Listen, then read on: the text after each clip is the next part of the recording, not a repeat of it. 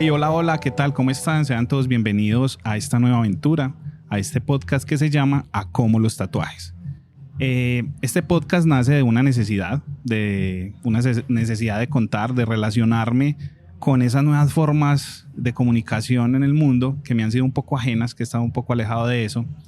Y qué mejor que fusionarme con esas formas de comunicar, de interactuar lo digital, que por medio de esto, de conversaciones con artistas del tatuaje, que es el rubro que domino en un 90, 100%, lo que sea, pero es el rubro que me compete. Y bueno, hoy nos aventuramos, empezamos con este primer episodio con un súper invitado. Quiero contarles que hoy nos acompaña el maestro César Figueroa. César, bienvenido, ¿cómo estás? Buenos Bienvenido días. a Cómo los tatuajes, gracias por venir. A como el kilo. A Como el kilo, sí. Bueno, el tema de hoy es un tema bastante, digamos, catedrático. Es un tema más bien histórico y antropológico que fusiona un poco la historia del tatuaje y la forma en que se desarrolla en el pasado y cómo se está desarrollando ahora. César, te pregunto, ¿cómo has estado, hermano? Primero, ¿cómo va todo? ¿Cómo va tu vida? Bien. Concentradito, traduciendo imágenes, que es lo que hacemos, traducir imágenes. Excelente. Pero bien, sí. Qué bueno, César. Bueno, como primera pregunta, abramos la conversación. ¿Qué sabemos de los primeros tatuajes del ser humano, de la antigüedad? Pues yo puedo saber lo que sabe cualquier persona por ahí de a pie. Sí, además no me atrevo a decir algo muy puntual porque pues vuelven y aparecen nuevos vestigios, nuevas cosas. Entonces no soy muy como de asentarme en esas palabra muerta, así que a veces la ciencia o la religión dicen esta es la última palabra de esto. Entonces sé que está el hombre de Otzi, pero entonces descubren algo por aquí en Latinoamérica, luego se van a Nueva Zelanda, bueno, eso para África, o sea, eso puede ocurrir y seguirá ocurriendo. Te entiendo. Yo también he estado un poquito en toda esta aventura de construir este podcast, estudiando mucho, entendiendo no solo mi rubro del tatuaje, sino entendiendo la forma en que nos comunicamos y la forma en que el mundo nos cuenta las historias. Bueno, les contamos que hoy estamos transmitiendo, si escuchan por ahí, algo está pasando. Estamos transmitiendo desde Sailors and Mermes. Ajá. Y del Café Dragón, que de una vez les damos gracias, que por aquí nos estamos tomando un super café. Es un café delicioso. Delicioso, sí. Tiene toda una historia, tienen que venir. Cada café tiene unas propiedades, unas cualidades y una aventura que descubrir. Así que no se pierdan la experiencia de estar en Café Dragón y obviamente pues de visitarnos en Sailors and Mermes. Bueno, volviendo al tema, a mí me inquieta mucho la forma en que nos cuentan las historias, la forma en que nos dan los datos. Eso es que precisamente ahora que me hacía la pregunta y en estos segundos, en este último minuto que estabas hablando ahí, mi mente hacía un retroceso. Digo, el último vestigio de un tatuaje, o sea, ¿qué fue lo que a mí mismo me llevó como a buscar un tatuaje? Ese es el último vestigio, porque ese es el mismo vestigio que llevó a ese primer ser humano a ponerse una señal en la piel, ¿sí? Una señalización en la piel. Entonces, ese mismo vestigio fue el que me llevó a mí también a tener esa necesidad, esa misma necesidad que sintió esa primera persona. Entonces es como un fetiche de querer saber y ver esa momia y esa cosa, pero simplemente si nos preguntamos, cada persona que ha decidido un tatuaje, ese es el primer vestigio de la humanidad, porque cada persona es la humanidad entera. Maravilloso. Esa es una de las cosas que queremos pues como compartir también en este espacio. Por ejemplo, la apreciación de César bastante profunda sobre la historia del hombre y su relación con el tatuaje. Hablando de esas culturas antiguas, sabemos pues que Los egipcios, las mujeres egipcias, que eran las que, digamos, en la historia está documentado que eran las que más se tatuaban, las que tenían pues como esos rituales de paso, de transición, del embarazo, de la vida. Sabemos que en Perú hay momias muy antiguas, incluso de también 5.000, 7.000 años, como las que se han encontrado y se han podido documentar. Sabemos que los nórdicos tienen momias también, los rusos. Pero más allá de esa documentación, más allá de lo científico, de lo que podemos comprobar, ¿cómo ves vos la relación, lo que hablábamos ahora del humano de a pie, con esa historia? ¿Cómo ves vos esa relación antigua con el humano moderno y esa historia que la precede, que precede ese humano y el tatuaje como tal? Eso es que, a ver, cada cosa, en la manera en que tenemos un calzado, nuestros accesorios de ropa, la manera en que nos afeitamos, en que llevamos el cabello, los que tienen cabello, todo eso ha obedecido a necesidades, ¿sí? que son fruto de la geografía, del clima, de todo esto. En este momento tenemos que tener en cuenta que lo que pasa ahorita, que es una influencia global del capitalismo, eso tiene todo que ver con todo lo que el tiempo y el espacio en el que nos movemos. ¿Sí? No es lo mismo una decisión de adquirir algo ahora, la necesidad que obedece ahora por lo que lo hizo una persona hace 50 años o hace 100 o 1000 años. Es completamente diferente en una época monárquica, ahora el gobierno del capitalismo, o el momento en que la religión era la última parada de la tecnología del momento, o la magia de unos magos, de unos brujos, de unos chamanes. O sea, todo eso tiene totalmente que ver. Entonces, el que va por ahí caminando en ese momento de la globalización, de los accesorios, de la información, entonces ese que va por ahí a pie tiene de hecho yo lo llamo una diarrea mental, como lo llamó Henry Miller en algún momento. Sí. Hay una diarrea mental que lleva cada ciudadano de a pie por ahí, que es un montón de fetichismos ahí en su mente y cosas en las que se para y que tiene una fe fuerte en su vida, por la que finalmente termina tomando decisiones como un tatuaje, entre otras. Exacto. Hay algo de lo que dices que me pone a pensar en algo, y es la atemporalidad. Ajá. Al final, después de haber analizado y estudiado mucho pues el tema a profundidad de las historias y todo eso, uno se da cuenta que lo que decías, como de ese contexto social de épocas o de antigüedad o de modernidad o de épocas primitivas, de lo primitivo, es como que se pierde, uno empieza a analizar eso y se pierde la temporalidad de el cómo, el por qué y el cuándo se relacionan el tatuaje y el hombre. Es como si no hubiera una historia, es como si nos relacionáramos de la misma manera en este momento, a la misma forma en que se relacionaban los seres más primitivos, los humanos más primitivos.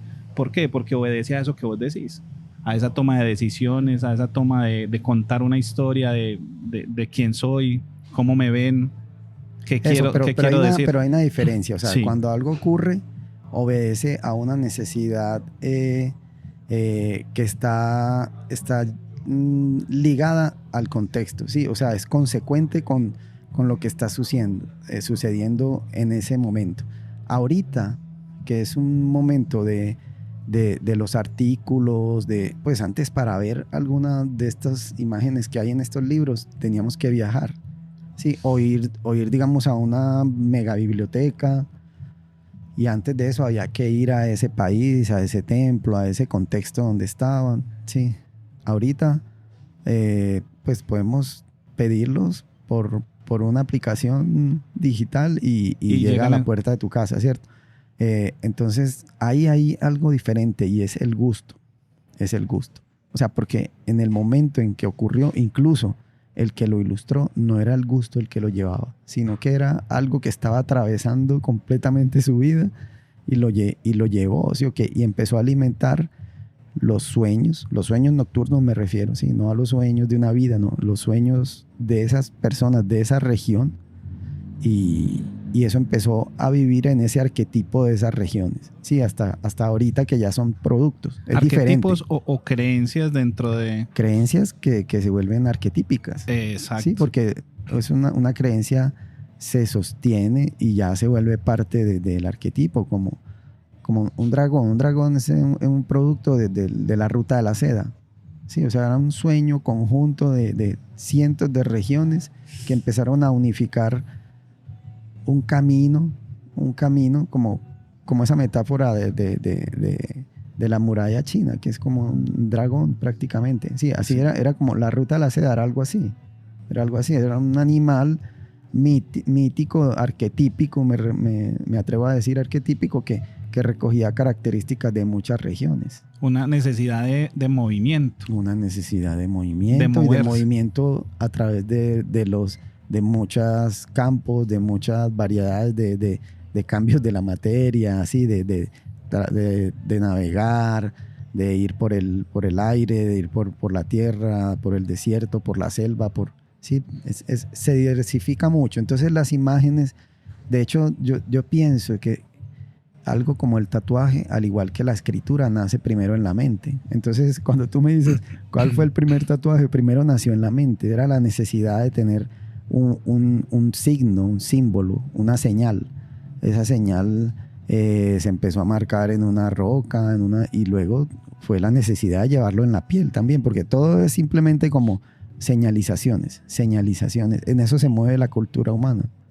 Bueno, esto, digamos que evolucionando en el tema, entonces, ¿tú crees que esa forma de marcarnos, de estigmatizarnos, porque estigma es una marca en la piel, la que sea, ¿cierto? Uh-huh. Obedece a un comportamiento de esos primeros hombres, a una necesidad organizacional, a una necesidad de diferenciarse? De diferenciarse o de organizarse. Exacto, sí, es como una necesidad de organizarse, uh-huh, y en ese orden de diferenciarse con relación a los otros seres humanos del momento, hablando históricamente, ¿cierto? Hablando del pasado y de cómo va avanzando y evolucionando el ser humano. Los símbolos o las señales, exacto, lo que hacen esa es la tecnología. Esa es la tecnología, porque nos ahorran explicaciones, actos, ¿cierto? No nos hacen ir dando vueltas alrededor de algo. Si tú tienes un símbolo, una señal que te aclara algo, ya puedes pasar a lo próximo.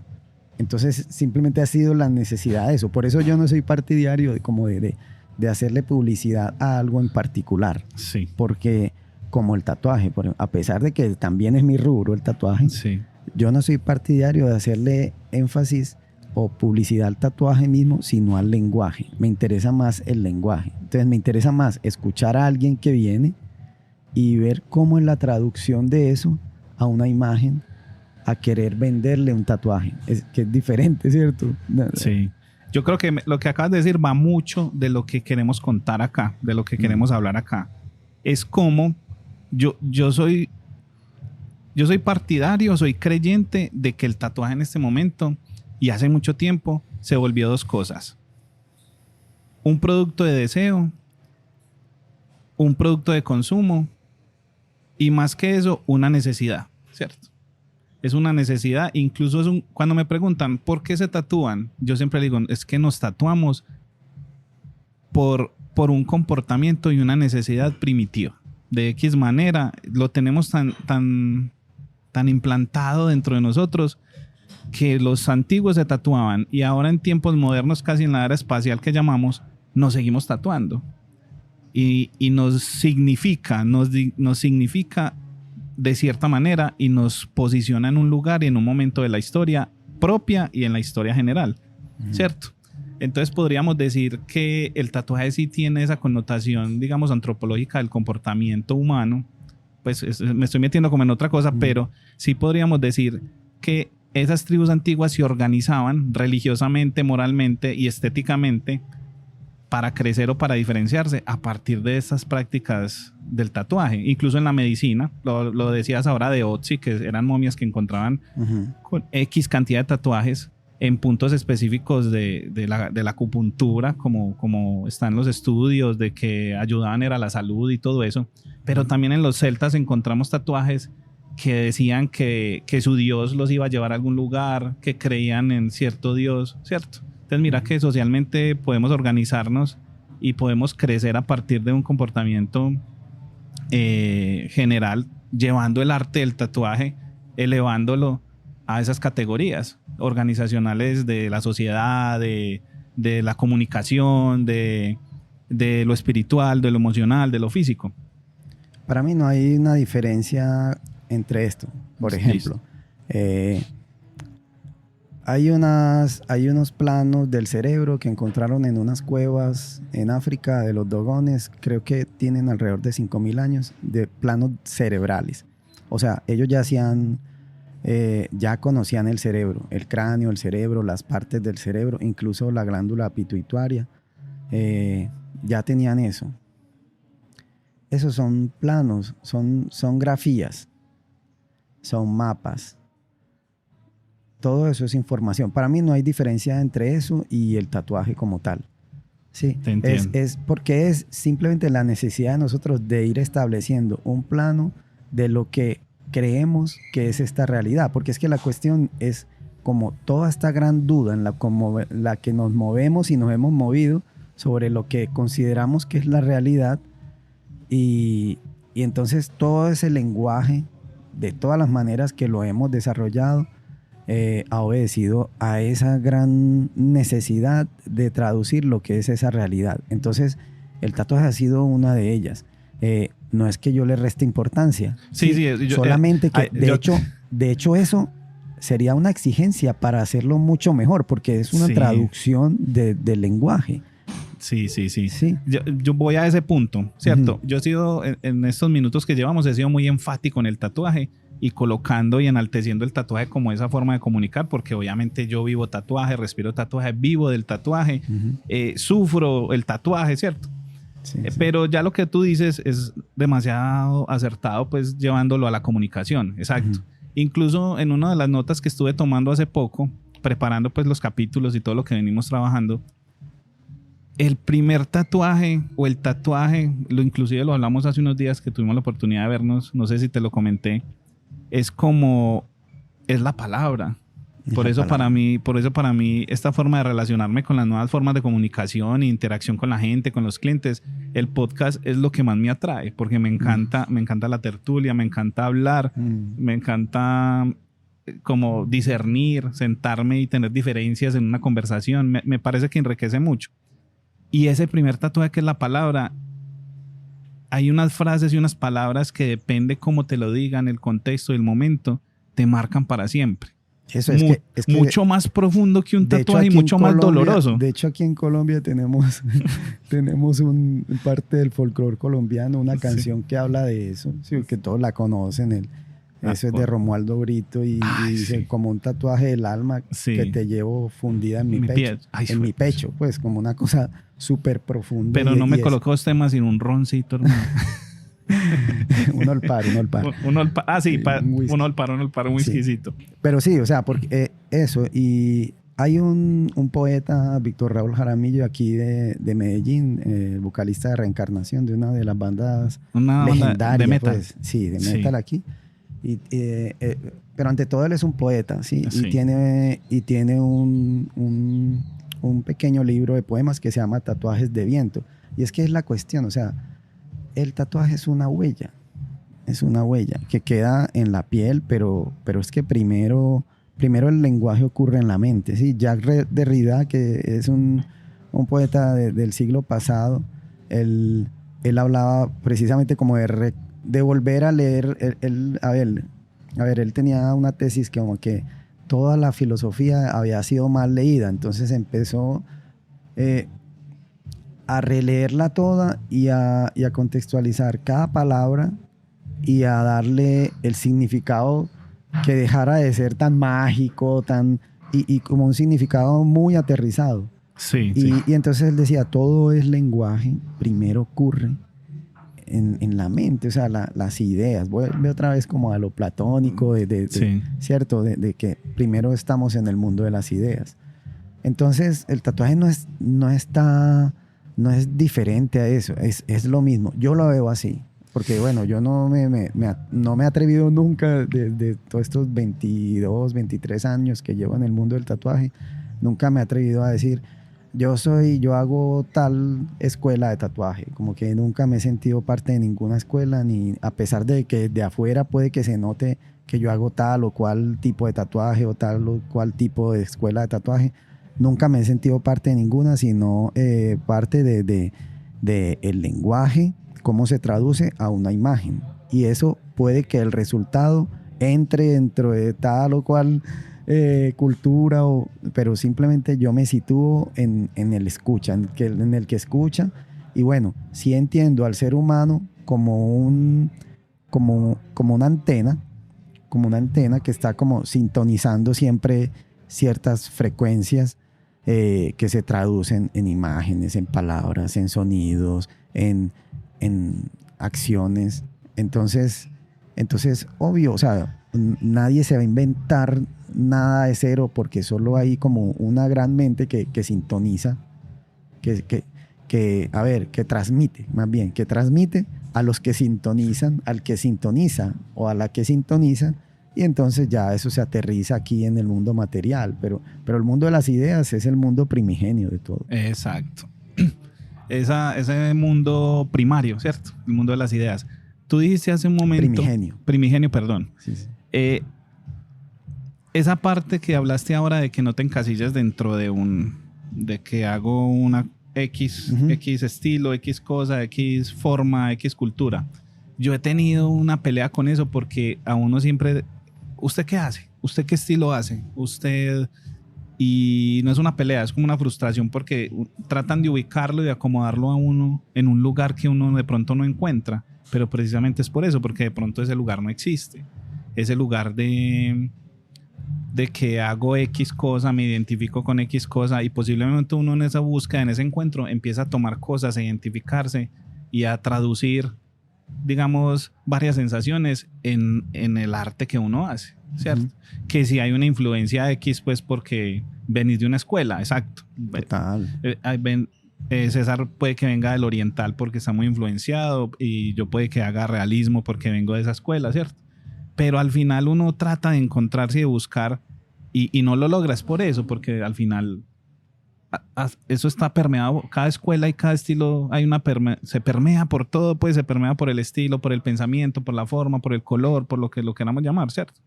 Yo creo que son responsabilidades. Por ejemplo, yo me identifico con esta conversación. Sí. Y si en la tarde atiendo a alguien que me viene con otra historia, en ese momento me identifico con esa historia para poder traducir. En este momento estoy totalmente entregado a esta conversación y como a traer lo que... la honorabilidad de haber decidido estar aquí, pues voy a asumirlo como con todo lo que tengo al alcance, ¿sí? Entonces, no es que yo esté en contra de algo, no. Solamente que, de hecho, disfruto mucho todo lo que hago. He sido retratista en la calle, de hecho fue mi primer trabajo.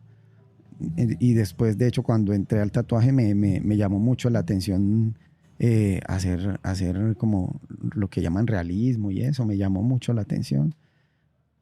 Pero también crecí en las artes marciales y me ha llamado mucho la atención todos estos lenguajes como que vienen de Oriente, de Corea, de Japón, de China, de la India, ¿cierto? Y fui muy lector de muchas filosofías, del Vedanta. Entonces hay cosas que no por nada se atraviesan en la vida de cada uno. Hay personas que han ido por otro camino y todos son consecuencias. O sea, uno no llega por así al azar a donde está. Sí, son consecuencias. Así uno se monte en el bus o en el tren equivocado, pero te va a llevar a donde irremediablemente tenías que llegar. Sí. A mí, por ejemplo, me pasa que, pues, yo tengo una historia en el tatuaje por causalidad. Yo ni siquiera soñé me imaginé ni creí que yo iba a ser un tatuador, ¿cierto? Yo estoy es porque una aventura me llevó a la otra. Ya. Nunca soñé con eso. Entonces, por eso uno a veces, pero si la vida me puso acá, las consecuencias de los actos y de las decisiones y de la determinación de hacer lo que le han propuesto, lo pone en este lugar, que tengo que cumplir. Si simplemente es una consecuencia de mi responsabilidad y de mi acto. Y eso lo puedo transliterar y lo puedo llevar a todos los temas de la vida, ¿cierto? Sí. Para estar tranquilo, ¿cierto? Para decidir estar, como vos decís, decidir estar en el lugar, en el momento, en claridad, en decisión y disfrutar, como vos decís, y disfrutar esa decisión, porque es que ya lo tomaste, ya no hay más. Pasando a otro tema. Eso, yo digo como que sigamos como con el orden de lo que tenías y ahí van surgiendo otras cosas. Sí. Pasando ya a esta parte de, digamos, la era moderna, la época moderna, que el tatuaje fue visto y empezó a verse como, o lo empezaron a utilizar en la Europa, pues, no sé, del 1800, un poco más, como para marcar, eso ya lo hacían los antiguos, pero empezaron como a marcar o a definir a ciertos sectores o a ciertos personajes de la sociedad por el tatuaje. O este es un delincuente, o este tiene cierto grado de sentencia porque ya tiene X cantidad de tatuajes o está marcado con ciertos símbolos y eso significa que es X delincuente. ¿Vos qué pensás de eso, César? De cómo nos dividimos y nos significamos a partir de un tatuaje. Bueno, a ver, yo sé que, digamos, en otros capítulos tú vas a tener estos publicistas del tatuaje. Entonces, yo quiero hablarle como a la gente común, ¿cierto? Sí, exacto. Esa es la idea. O sea, nosotros queremos que eso sirva para todos. Eso. Entonces teniendo en cuenta eso, es para que todos entendamos, es como las casas y los estratos. Sí. ¿Sí? Están los grandes palacios, que fueron los primeros que tuvieron segundo, tercero y cuarto piso, ¿sí? Y están las casas comunes, las casas de los nobles, por ejemplo. Mira que la palabra palacio era reservada para el emperador, el rey, ¿sí? El jefe, eso. Entonces luego estaban los nobles, que tenían otros pequeños palacios, eran casas como que imitaban el palacio. Puede que por fuera no, pero por dentro sí. Y después estaban las clases de las casas o los domicilios de las personas comunes o los rasos, que eran casas más humildes, más sencillas. Y luego tugurios, y luego ya los que no tienen ni siquiera casa. Lo más marginal, ¿cierto? Lo más marginal, exacto. Entonces, todo eso son señales también. O sea, si tú veías un palacio, ahí no iba a haber un mendigo, ¿cierto? O ni siquiera un noble. El noble tenía que pedir permiso para entrar al palacio, bueno, etcétera. Entonces, todas estas todo esto desembocó en cierta, igualmente en los atuendos de cada uno, incluyendo los tatuajes, ¿sí?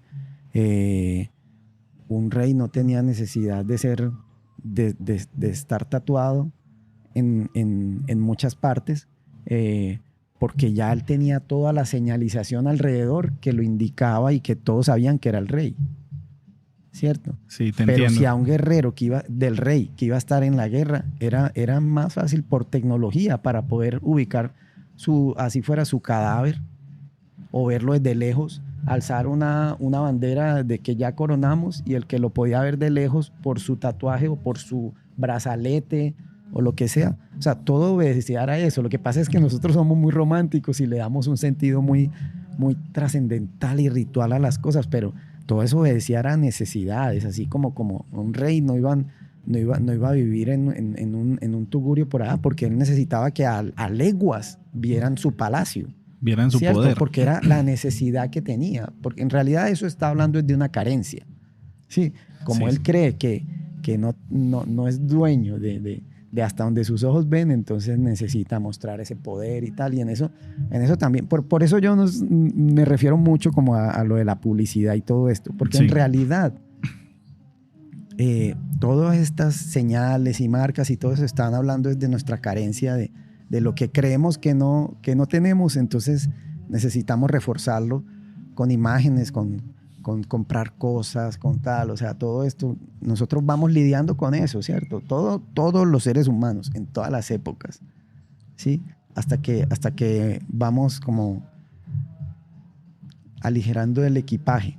Sí, aligerando el equipaje. Sí. Pero bueno, eso ya es un tema más profundo y no quiero salirme del curso. Sí, pero no, tranquilo. Pero exacto, eso o sea, vale. Aterrizando otra vez a la respuesta, o sea, toda esta señalización, así como el paralelo que te ponía desde el palacio hasta el tugurio, ¿cierto? Sí. Igualmente tenía toda su equivalencia a la señalización, tanto en atuendos como en su corporeidad.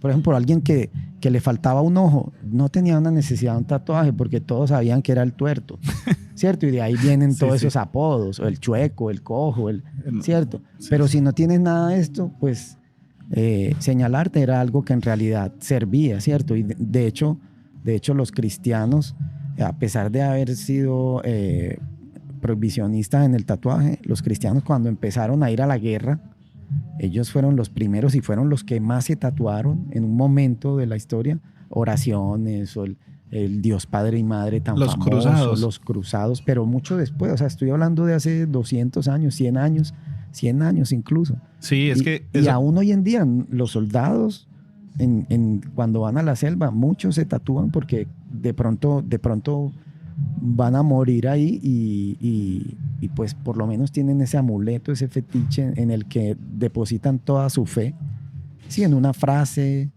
de una oración y no necesariamente cristiana. Sí. Puede ser una oración de un libro. Uh-huh. Sí. Hay un pensamiento y hay algo que se me viene a la mente con relación a esa parte de marcarnos y dividirnos y significar a cada persona uh-huh. por su tatuaje, su estatus, su lugar, su posición dentro de la sociedad o del mundo. Sí. Y es muy particular cómo nos contradecimos. Incluso en la misma época, en regiones diferentes del planeta, nos podemos incluso diferenciar en esta forma de clasificar. Uh-huh. Porque más o menos después de la Segunda Guerra Mundial, los reyes y muchos condes y duques europeos se tatuaron, pero no sé si era por ese temor a que se iba a acabar el mundo y las guerras eran inminentes y tanto dolor, pero no solo se tatuaban ellos, sino que marcaban a muchas personas. Mira, pues por ejemplo, la tragedia de que a los humanos los tatuaban era como con un número para saber cuántos llevaban y cuántos se habían uh-huh. asesinado, o cuánto valían o cuánto eran.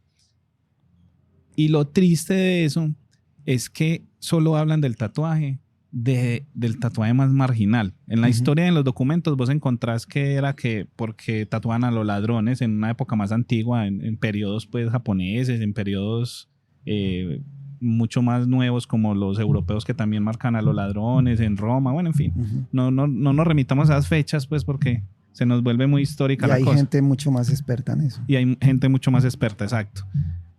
Volviendo al tema, ¿vos crees que cuál puede llegar a ser el futuro en el tatuaje a nivel social, en el pensamiento social? Bueno, pero hagamos la transición. Sí, la transición. Está ese tatuaje que es como por señal, todos es por señalizar, ¿sí? Sí. Pero una cosa es señalizar al otro y otra cosa es señalizarme a mí mismo, ¿sí? Entonces, el tatuaje que señalizó al otro para marcarlo en la frente, o sea, en un lugar muy, muy visible, ¿sí? Era un tatuaje para señalar y para a modo de castigo, ¿cierto? Y hay que diferenciar como también el motivo estético. Ya, primero un motivo religioso, como un yantra, que son... Yantra es todo la imagen, ¿sí? Esto es un lenguaje tibetano, los yantras, ¿sí? Yogas, tibetanos. Esto suena extraño, pero son maneras, porque el yoga viene de la India. En el Tíbet se mezcla el hinduismo con el chamanismo, ¿sí? El budismo, hinduismo, chamanismo. El Tíbet ha sido una cultura de mucho simbolismo en imágenes, ¿sí? Imágenes, olores, sonidos, todo. O sea, porque Sí. todo es imagen. O sea, todo lleva a ser un yantra, ¿sí? Todo vibración. De hecho, todo es vibración porque primero fue el sonido. Bueno, según muchas culturas, todo primero fue sonido. El sonido decantó en sustancia y la sustancia pues generó la miriada de formas y de seres, ¿sí? Y todo esto pues ya nuestra interpretación, mimetización de eso en arte o artesanía ha generado todas las oficios y artes que existen. Te entiendo. Hay, Entonces, espera, entonces esto primero generó la manera de señalar, ¿cierto? Por medio ya de castigos, por resultados éticos y morales, y ya en un sentido de lo que llamamos cultura, la cuestión de la traducción de la literatura o las canciones, porque primero eran cantos. De hecho, uno lee las literaturas más antiguas y eran cantos. Homero o los antiguos tradiciones, por ejemplo, las primeras maneras los griegos, sí, por eso hablo de Homero, pero por ejemplo, a mí me tocó las primeras maneras en que enseñaban ciertas secuencias de las catas o de las figuras que son estas, que nosotros lo vemos como unas coreografías de las artes marciales, eran en canciones. Porque canciones era una manera muy tecnológica de poder recordar ciertas instrucciones, ¿sí? Que era lo que llamamos vía oral. Vía oral, sí, la enseñanza vía oral, ¿sí? Pero mira que todo hace alusión siempre a imágenes. Es que ahí, para mí, ahí está la clave. Todo lo que hace alusión a imágenes. Entonces esas imágenes, según la ética y las éticas y las morales de los pueblos, van a decantar en prohibiciones, en fiestas, ¿sí? En festejos. Entonces hay cosas que van a tener ciertos niveles de importancia. Entonces unas se van a ir por la vía de la estética, de la espiritualidad o la religiosidad, el respeto, ¿sí? O sea, lo moral, lo ético y moral. Otra por el lado de la ley, ¿sí? Entonces todo esto va a generar todo lo que son sacerdocios, milicias, la rama médica, las intermediaciones que son ya como los abogados, los arquitectos. Entonces todo esto va a tener significaciones, grados y jerarquías. Entonces todo esto va a tener señalizaciones que se van a ir traduciendo de muchas maneras, por eso hablo de artes y oficios, artesanías. Entonces todo esto va a tener sus equivalencias en los gustos, o sea, van a hacer algo que se llama el gusto. El gusto que era muy diferente al momento de descubrir, ¿sí? En el momento en que las cosas se descubren, se usan directamente, entonces tienen como el poder así, el fuego puro, ¿sí o qué? Esos empiezan a ver espejos, o sea, otros seres humanos que vienen alimentados de cultura, entonces van a reflejar esto, o sea, van a replicar para darle unos grados altos. Entonces eso empieza a generar en el humano algo que se llama el gusto, pero para que el gusto se refine, el lenguaje tiene que avanzar. El lenguaje en general, ¿sí? El léxico, las técnicas, los oficios tienen que avanzar cada vez más. Entonces se va fabricando algo que es el gusto. ¿Sabes qué? Acabo de acordarme, tuve la oportunidad de estar en un podcast con Tita Llano, la filósofa de acá, y hablaba de eso y me evocó ese momento cuando ella hablaba de la significación y de algo muy importante, del ritual. Porque el sentido que toma la vasija ya es algo. Ajá. Cuando decís esa parte de colocar fino algo, de exaltar algo y de elevarlo. Reflejarlo. Sí. Reflejarlo. Entonces la vasija ya tiene un sentido. Uh-huh. Pero cuando el ser humano pinta la vasija, ella hacía una analogía con esa relación del tema que se nos puso un poco filosófico, pero bastante profundo.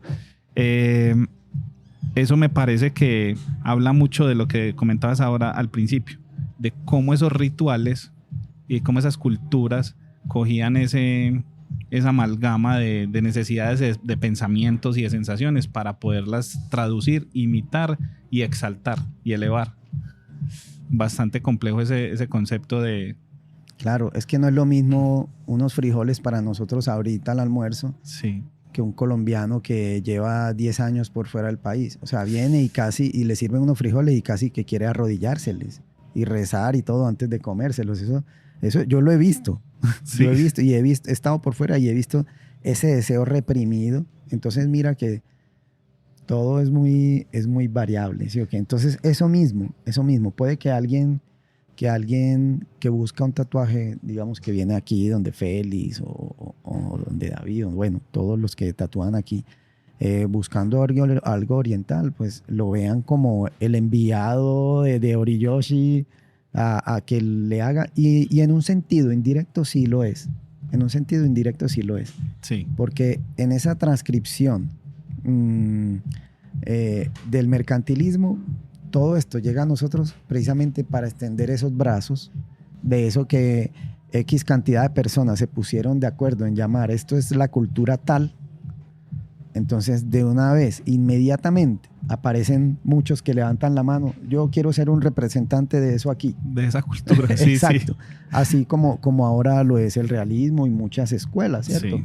Muchas, o sea, que eso es como los estilos de la música electrónica que uno dice, no, ya eso no me atrevo a decir qué es eso es electro, no sé qué. No se sabe.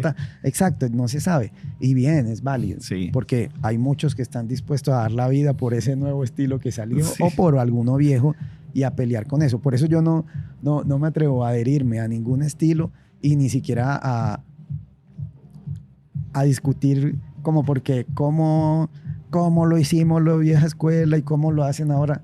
Hombre, simplemente los de ahora también sintieron la necesidad, como nosotros sentimos la necesidad de hacerlo y de querer hacerlo de la mejor manera posible, pues los de ahora también. Los de ahora yo creo que tienen las mismas necesidades y el mismo pensamiento que nosotros, sino que adaptados a la nueva globalización.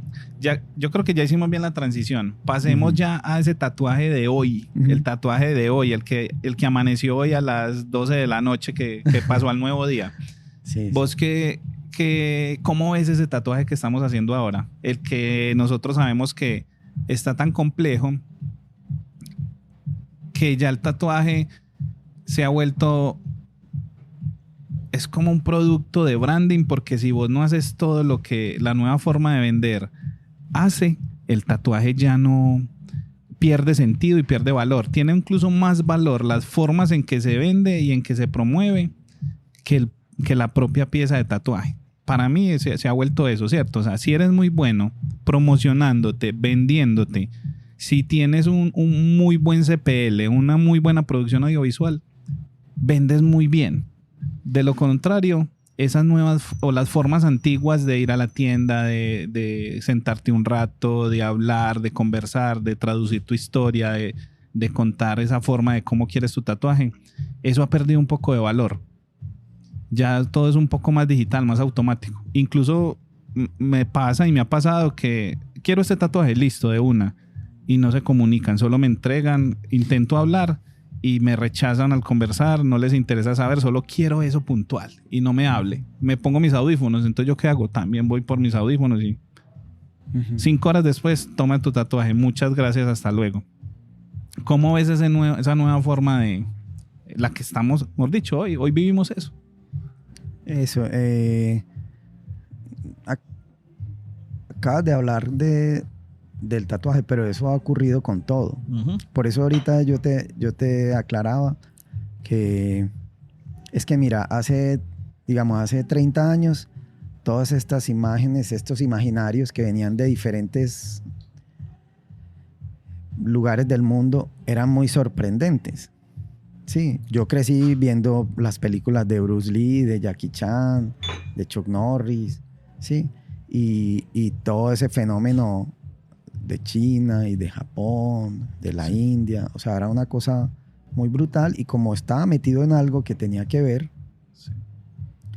entonces dentro de mi imaginario era una cosa intensa, increíble, ¿cierto? Y era imitar los movimientos de un animal y de otro y todo eso, y ponerlos, pues, más jodido aún, pues poner a ese otro animal al frente y como Imitarlo. imitar luchar contra él y todo. ¿Sabes qué pienso yo? Como Que, otra persona que pretendía encarnar también a ese otro animal y Sí. ponerme en esa lucha ahí. Yo creo que por eso yo no he sentido esa necesidad como de identificarme con esto, porque es que yo lo encarné. Sí, sí, sí. Es que lo encarné en unos años de mi vida.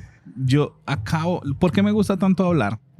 Acabo de pensar en algo y es muy sencillo, que caemos en ese comportamiento que lo mismo que le pasaba a nuestros anteriores, Ujú. era de, digamos, de no darle valor al momento que estamos viviendo, el que vivíamos nosotros. Entonces puede pasar que nosotros, en este momento de nuestra vida, que ya somos adultos mayores, pues me refiero a personas más grandes, los nuevos artistas, los nuevos jóvenes, a veces tendemos a invalidar la forma que ellos tienen y la Ujú. que les toca a ellos, Sí, ¿cierto? sí, sí. Entonces, Eso. a ver, ¿cierto? Sí, sí. Yo creo que eso es lo que nos puede pasar al momento de pensar de que como ya nos da pereza hacer un bailecito en TikTok o ya no es la forma de nosotros vender un tatuaje, Ujú. entonces ya no es válida o que de pronto no es la forma.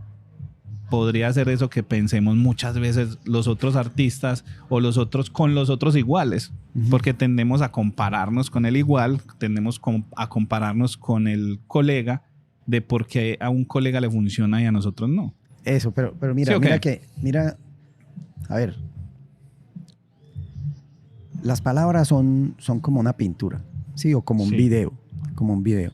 A ver, voy a contar algo y más o menos va como si fuera una radionovela. Sí. Sí. Cuando trabajaba con mis maestros allá en un dojo de karate, después de taekwondo muchos años y tal, imitando unos animales. Luego conozco otra, porque en el pueblo donde vivía, digamos que tenía acceso a 2 o 3 artes marciales y la curiosidad de mi adolescencia, ¿cierto? Era, quiero estar en esta y quiero estar en esta otra. Y bueno, y toda esa energía que tiene Yo uno. todavía. Eso. Entonces, eso se ha ido transmutando. Pero Sí. entonces me moví en eso y entonces el tigre o la grulla o, ¿cierto? Las garzas, un leopardo, el árbol mismo, las nubes, todo esto. Yo decía, todo esto, o sea, todo. Yo quería y sentía, pues, que me convertía en una nube, de verdad, o sea, era tanto ese imaginario y como esa ingenuidad, pero poderosa. O sea, yo alcancé a sentir como en esa ingenuidad, desarrollar una técnica de volverla poder dentro de mí. Sí, sí. Soy un iluso, a lo bien. O sea, y es que para uno dibujar constantemente tiene que ser profundamente iluso. Sí, porque es crear ilusiones con líneas, con manchas. Es crear ilusiones. Entonces, después cuando ya me fui a otras ciudades, conocí otras artes que ya llegaban solo a las ciudades. Yo vivía en un pueblito, en Valledupar, Sí. ¿sí? Después viví en Caucasia unos años. O sea, después ya vine a Medellín. Aquí habían más escuelas y los maestros, digamos que pude conocer maestros directamente que venían de esos países. Entonces mi imaginario se ampliaba, ¿sí? Después fui a otros países y mi imaginario se amplió mucho más. Y mientras tanto fui conociendo el tatuaje, fui conociendo primero que todo la pintura, porque nunca siempre estuve ligado al mundo del dibujo y de la pintura.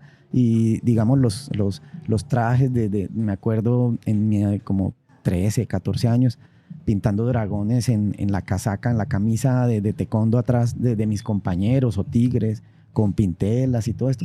O sea, eran mis imaginarios que estaban ahí, sí, que estaban ahí y no solamente, o sea, pintarlos era como la última consecuencia porque realmente yo practicaba moverme como ellos, sí, o lo que yo me imaginaba que era moverme como ellos. Y como en esa época estaban esas películas que te hablo de Bruce Lee y todo eso, entonces íbamos ya aparte, iba con otros amigos a entrenar y que a un río, que a tirarnos de tal piedra, porque el imaginario nos llevaba a eso, pudimos haber hasta muerto en Claro, un intento de esos. yo creo que sobrevivimos a más de uno. Claro, pero entonces era una cosa como que esa ilusión de eso nos lleva a eso. Cuando ya me adentro y veo de cerca toda esta oficialidad del tatuaje y todo eso, veo como hay personas que entran por el gusto solo de las imágenes, entonces interpretarlas es diferente el camino de la interpretación. No es que sea mejor o peor.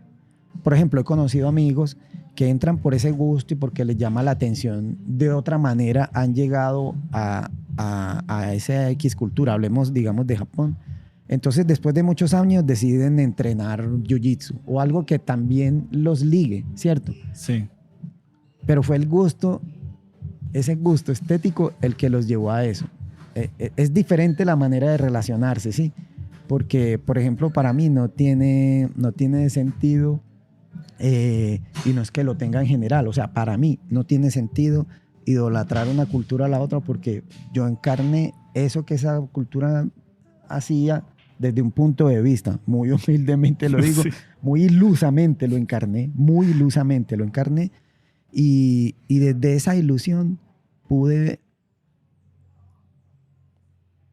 ver con mucha ingenuidad lo que yo creo que esos maestros vieron, que era como encarnar esa fuerza de esos elementos.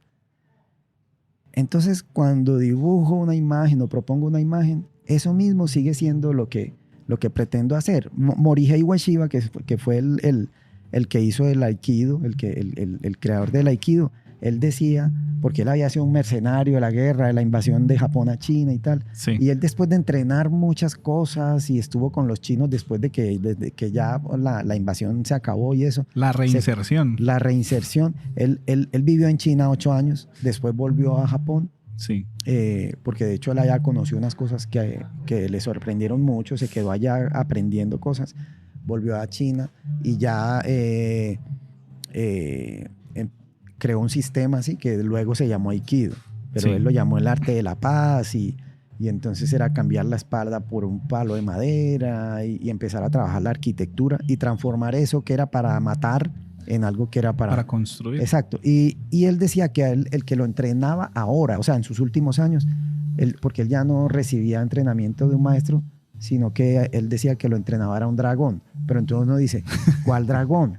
¿Cuál dragón? O sea, era lo que vivía dentro de él, sí, una esencia, algo intangible, que no estaba hablando ni en nombre de Japón, ni en nombre de nada.